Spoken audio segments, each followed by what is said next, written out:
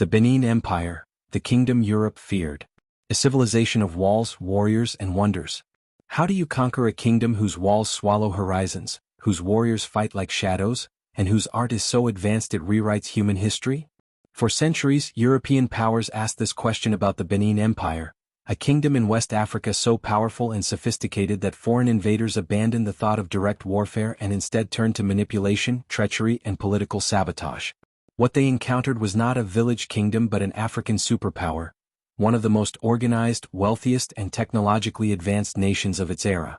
Before we dive into the main story, like and subscribe to our YouTube channel and click on the bell notification button for more interesting video like this. Founded around the 11th century, the Benin Empire grew into a formidable civilization under the reign of legendary Obas such as Uware the Great, who transformed Benin City into a political, commercial, and military center. By the 15th century, Portuguese explorers arriving at the coast were stunned. They described Benin as a city comparable to Lisbon, a country ruled with unmatched order, a kingdom whose king is as powerful as any in Europe. But what shocked them most was not the wealth, it was the engineering. The longest earthwork in human history. Long before Europe produced its modern fortifications, Benin had already built one of the world's greatest architectural achievements. The Walls of Benin. Over 16,000 kilometers in total length, combined. Took an estimated 150 million hours of labor. Recognized by Guinness World Records as the largest earthwork ever constructed before mechanical tools. Stretched across forests, moats, ramparts, and an intricate system of defensive lines. To put this in perspective, the Great Wall of China is shorter than the full network of Benin's walls. Imagine a fortress city so heavily protected that invading forces had to rethink their entire strategy. No European army of the 15th or 16th century possessed the capability to break through those defenses. Benin was not a kingdom you attacked, Benin was a kingdom you negotiated with. Benin's military was not a loose collection of fighters. It was an institution. Key warrior guilds included 1. The Iwegwai. Elite palace guards trained from childhood in discipline, weapon mastery, and tactical movement. 2. The Ikewi. Masters of forest warfare, able to navigate the dense rainforests surrounding Benin City with unmatched stealth. 3. The Ahagbi and Ibaiwe guilds. Warrior priests who combined military strategy with spiritual fortification. Their training was harsh, their loyalty absolute, and their organization so refined that European observers compared them to the disciplined militaries of classical Rome. At their peak, Benin's armies controlled vast territories, dominated regional trade routes, and protected the kingdom's wealth with fearsome efficiency. No European power dared engage them in open battle. While their walls and armies terrified Europe, their art humbled Europe. The Benin Bronzes, carved in brass and bronze, cast using the lost wax technique, were masterpieces so advanced that early European scholars refused to believe Africans had made them. These bronzes showcased royal history, diplomatic encounters, military victories, cultural rituals, divine symbolism. Many pieces displayed techniques similar to, and in some cases more sophisticated than Renaissance Europe's metalwork. These were not artifacts. They were proof of a civilization operating at a high level of political order, artistry, metallurgy, and historical consciousness. To Europeans, the bronzes made one thing clear. Benin was not only powerful, it was intelligent, organized, and culturally unmatched. And that terrified them. For centuries, Europe traded peacefully with Benin: pepper, ivory, coral beads, cloth, and later European goods. But as colonial ambitions grew in the 19th century, the same European powers who praised Benin became resentful of its independence, wealth, and refusal to submit. British officials attempted to force the empire into unequal trade agreements. Benin resisted. Instead of confronting the kingdom militarily, the British did what they had done elsewhere in Africa.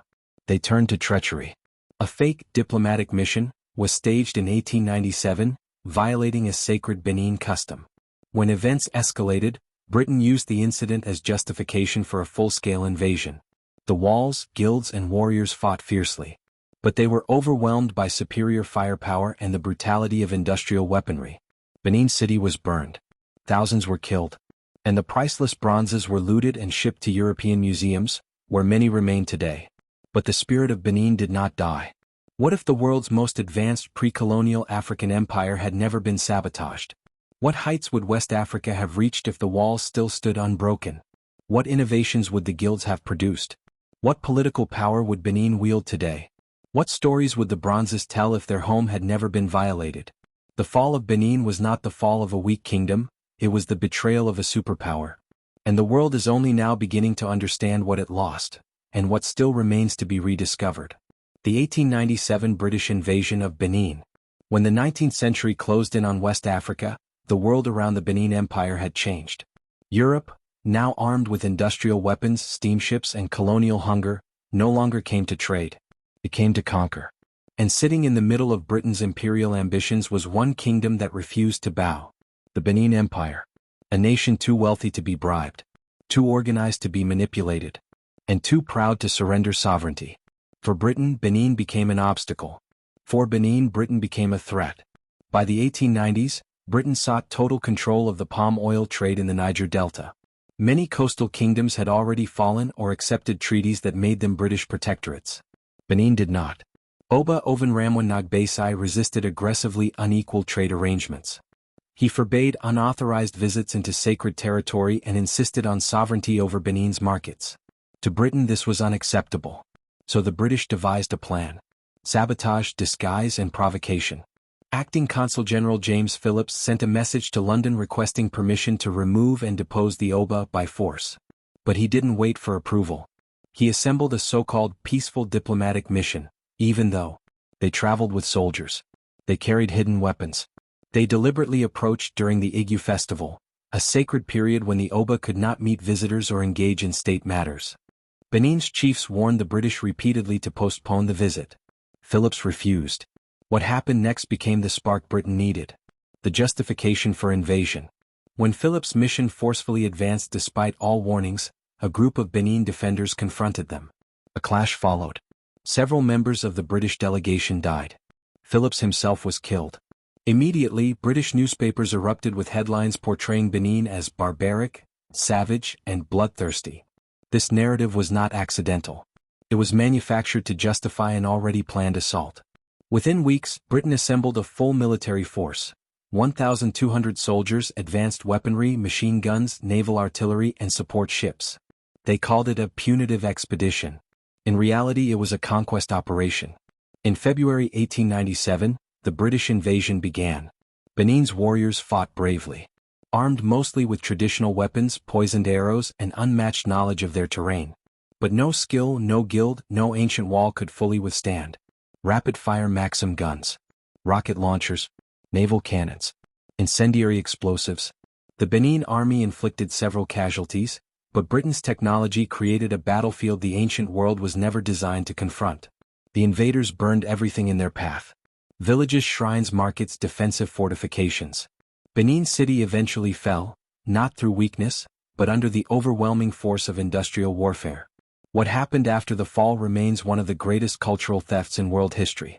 British troops entered the royal palace and found what scholars now call Africa's lost museum, thousands of Benin bronzes, ivory carvings, coral regalia, court records, historical plaques, royal artifacts, ritual objects. More than 3,000 treasures were taken. Not collected, not preserved, not protected, looted, shipped to Europe, sold to museums, displayed as discoveries. These were not spoils of war, they were the intellectual and artistic memory of a nation, scattered across London, Berlin, Paris, Boston, Vienna. A cultural diaspora more painful than the physical one. Oba of Benin fled the burning city into the forest, aided by loyal chiefs and supporters. 4 months he evaded capture, moving through sacred groves, hiding in villages and surviving British manhunts. Only after guaranteeing the safety of his people did he surrender. He was exiled to Calabar, where he lived until his death in 1914. His throne, once a symbol of Africa's most organized monarchy, now sat empty. But the spirit of Benin refused to die. Can a kingdom rise again when the world finally recognizes what was taken from it?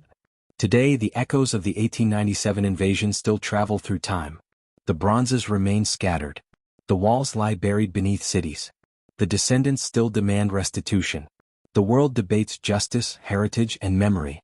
But a new question now takes center stage. If the Benin bronzes return, does the soul of the empire return with them? And what would the modern world look like if the kingdom Europe feared finally reclaims its voice? Want more stories like this? Hit like and subscribe so you don't miss any of our story, because this is just getting started.